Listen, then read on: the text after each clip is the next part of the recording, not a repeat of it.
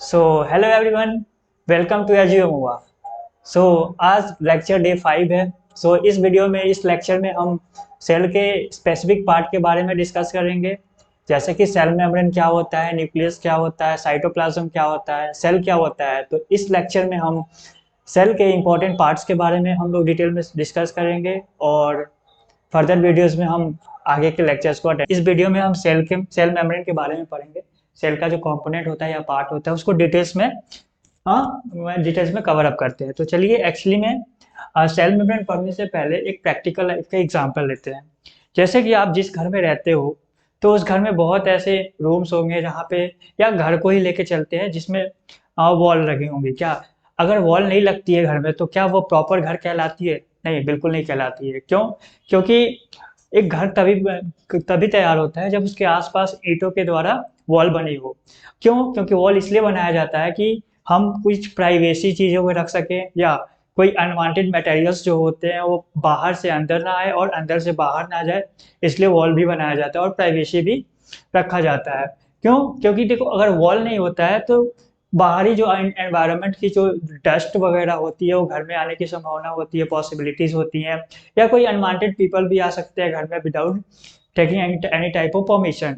इसलिए घर में वॉल रखना बहुत जरूरी होता है। सिमिलरली सेल मेम्ब्रेन एक ऐसा पार्ट होता है सेल का जो वॉल की तरह या बाउंड्री की तरह वर्क करता है। सेल में कैसे बाउंड्री की तरह वर्क करता है, तो चलिए डायग्राम के थ्रू हम समझने की कोशिश करते हैं।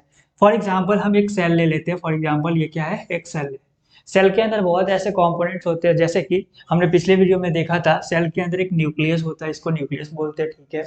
इसके आसपास की जितने भी सेमी लिक्विड होती है या जेली लाइक लिक्विड होते हैं उसको क्या बोलते हैं? सॉरी हाँ, साइटोप्लाज्म बोलते हैं, ठीक है ना। लेकिन हमें साइटोप्लाज्म पे नहीं जाना है अभी, और ना ही न्यूक्लियस पे जाना है। हम अभी किस टॉपिक के बारे में बात करेंगे? Cell membrane. तो आखिर सेल मेम्ब्रेन कहाँ होते हैं? तो एक सेल में जो होता है हमेशा एक सेल मेम्ब्रेन होता ही होता है। तो जो हमने अभी क्या बोला था, सेल मेम्ब्रेन जो होता है सेल में किस चीज का काम करता है? बाउंड्री का काम करता है। यहाँ पे देख सकते हैं लिखा हुआ है, बाउंड्री का काम कर सकता है। तो अभी ऐसी बात है, बाउंड्री जो होता है आउटर लेयर को ही हम बाउंड्री बोलते हैं, या चाहे घर हो या चाहे सेल हो। तो जो हमारा यहाँ पे आउटर लेयर क्या दिख रहा है? ये दिख रहा है, यहाँ पे थिन लाइक स्ट्रक्चर दिख रहा है, इसको हम आउटर लेयर बोलते हैं। और इस आउटर लेयर का साइंटिफिक रीजन क्या हो जाता है? सेल मेम्ब्रेन हो जाता है। ये क्या है? सेल मेम्ब्रेन होता है। तो इस सेल तो हम इनडायरेक्टली और डायरेक्टली बोल सकते हैं कि सेल मेम्ब्रेन जो होता है, सेल का एक थिन लाइक स्ट्रक्चर होता है, आउटर स्ट्रक्चर होता है या बाउंड्री होता है, जिसको हम बोलते हैं सेल मेम्ब्रेन। अब ये सेल मेम्ब्रेन किन किन चीजों से सेल को बचाता है? तो जैसा कि हमने अभी बात करा है कि एक सेल में एक ही क्या होता है? सेल मेम्ब्रेन होता है। तो एक और सेल ले लेते हैं। फॉर एग्जांपल ये एक और हमने सेल ले लिया, इसमें भी ऑब्वियस सी बात है ये सेल मेम्ब्रेन होंगे, ठीक है, वो भी होंगे।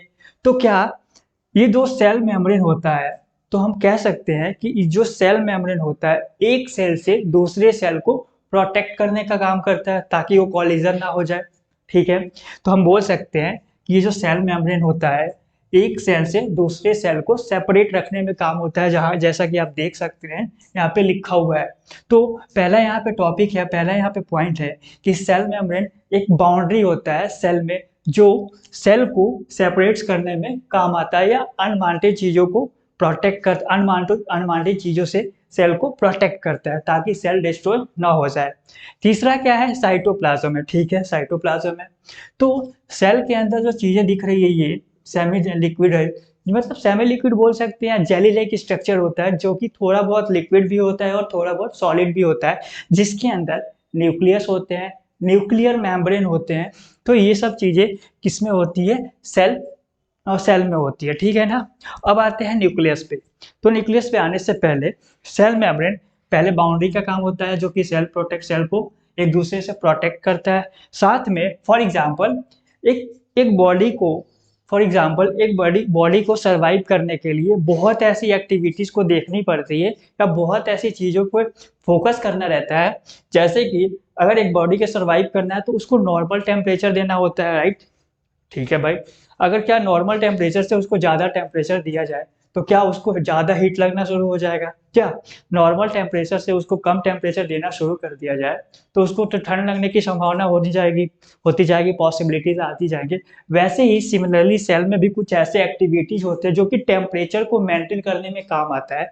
तो ये जो सेल मेम्ब्रेन होता है, एक सेल को टेम्परेचर से को मैनेज करने का काम करता है। जैसे कि विंड हो गया, जैसे विंड अगर चलता रहता है पूरे एनवायरनमेंट में, तो क्या विंड जब चलता है तो उसमें डस्ट वगैरह भी आते हैं, ऑब्वियस सी बात आते हैं। तो उस डस्ट से भी प्रोटेक्ट करने का काम कौन करता है? सेल मेम्ब्रेन करता है। किसको? सेल को, ठीक है ना? और बहुत ऐसे अनवांटेड चीजें होती है, जैसे कि एग्जांपल के तौर पे एक्सेस अमाउंट में अगर वाटर सेल में जाने लगी तो सेल मेम्ब्रेन उसको प्रोटेक्ट करने का काम करता है, ठीक है ना? तो ये टोटल नंबर ऑफ पार्ट्स होते हैं जो सेल के जो बहुत ऐसे पार्ट्स होते हैं, उनमें से एक पार्ट्स है जिसके बारे में हमने डिटेल्स में पढ़ा है। तो पहला पॉइंट ये होता है सेल मेम्ब्रेन का कि सेल मेम्ब्रेन जो होता है वो बाउंड्री की तरह वर्क करता है सेल में, ठीक है ना?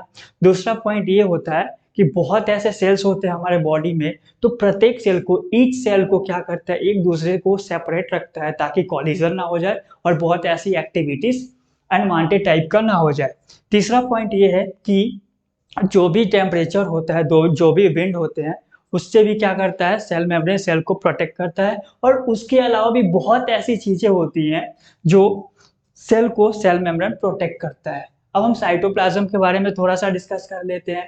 वो एक जेली लाइक स्ट्रक्चर होता है जिसके अंदर न्यूक्लियस होता है, न्यूक्लियर मेम्ब्रेन होता है एंड बहुत ऐसी चीजें होती है जिसको हम बोलते हैं, फर्दर लेक्चर में डिस्कस करेंगे। उनमें से एक लेक्चर में आएगा माइटोकॉन्ड्रिया, जो सेल को जीवित रखने के लिए जो power house of the cell बोलते हैं या एनर्जी ऑफ द सेल बोलते हैं, वो प्रोवाइड करता है किसको?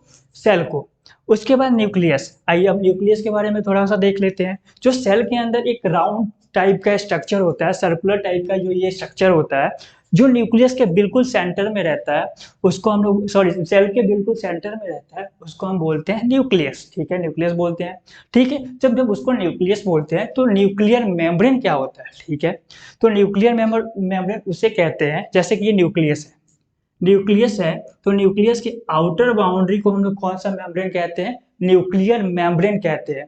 तो इसका दूसरा डेफिनेशन भी ये हो सकता है कि सेल मेम्ब्रेन और साइटोप्लाज्म के बीच में या उसके अंदर कौन सी ऐसी मेम्ब्रेन होती है, तो हम उसको बोल सकते हैं कि न्यूक्लियर मेम्ब्रेन होती है। और ठीक है, न्यूक्लियस के अंदर ही एक कंपोनेंट होता है जिसको बोलते हैं क्रोमोसोम्स। अब क्रोमोसोम्स क्या होते हैं? तो क्रोमोसोम्स एक प्रकार का थ्रेड लाइक स्ट्रक्चर होता है। Thread like structure it means क्या कि वो जेनेटिक ऑर्डर में चीजों को डिसऑर्डर करता है। फॉर एग्जाम्पल, ये न्यूक्लियस के अंदर थ्रेड लाइक एक स्ट्रक्चर होता है, उसको हम बोलते हैं क्रोमोसोम्स, ठीक है ना?